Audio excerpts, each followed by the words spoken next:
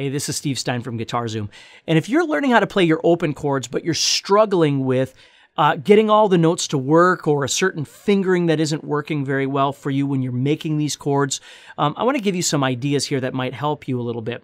Now, let's just take a standard A major chord here, which generally is written using your first, second, and third fingers. So you're trying to make this A chord and you're strumming 5 strings, but when you play it, you can't get all the notes to work. Something's going wrong. Okay, I want to give you some ideas and some tips to see if you can fix this a little bit.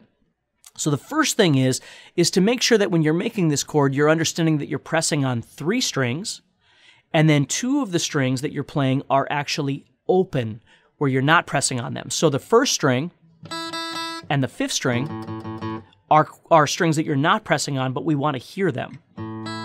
Then we've got our 2nd, 3rd, and 4th strings, which we are pressing on.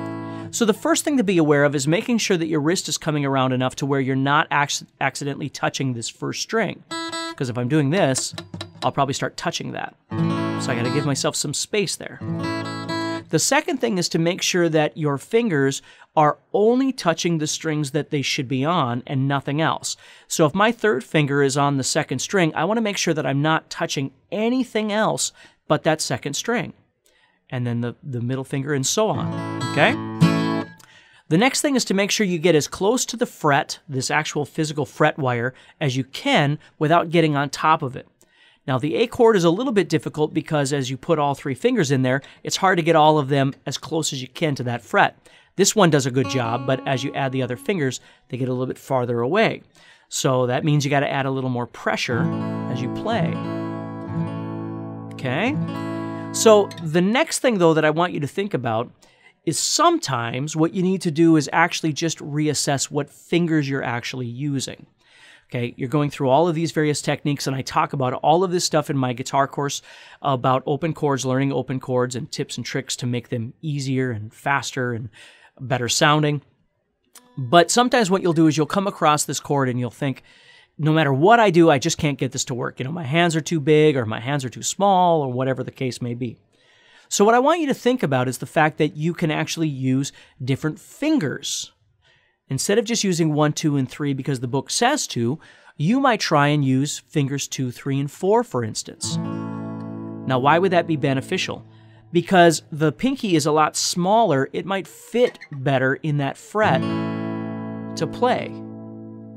Now, I've had students that have of all sizes and ages and situations, and so we've done all kinds of different things together, and I talk about these sorts of things in this course.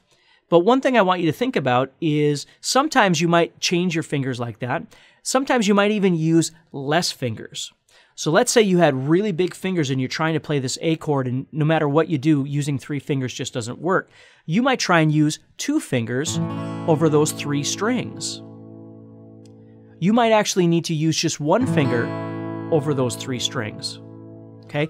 There are many other options that can make many of these chords so much easier for you if you become aware of the fact that they're out there, right? Because sometimes we're looking at a book or a piece of paper or something, and it's showing us how to play it, but it's not really working for us. So sometimes we have to think about some other alternatives that might work better. And again, I talk about this in the course, but I want you to just be aware of that and see if that's something that might be able to help you a little bit when you're playing an A or a G or a D or a C or whatever it might be, looking for some other alternatives. Okay? So again, always understand that there's a way that will work for you. It's just a matter of trying to find the right way. And, I'm going to keep trying to help you with that, trying to figure out what's going to work best for you to make your guitar journey a little bit better and a little more fun, a little bit easier, so you can achieve success a little bit faster. So take care, stay positive, keep practicing, and I'll talk to you soon.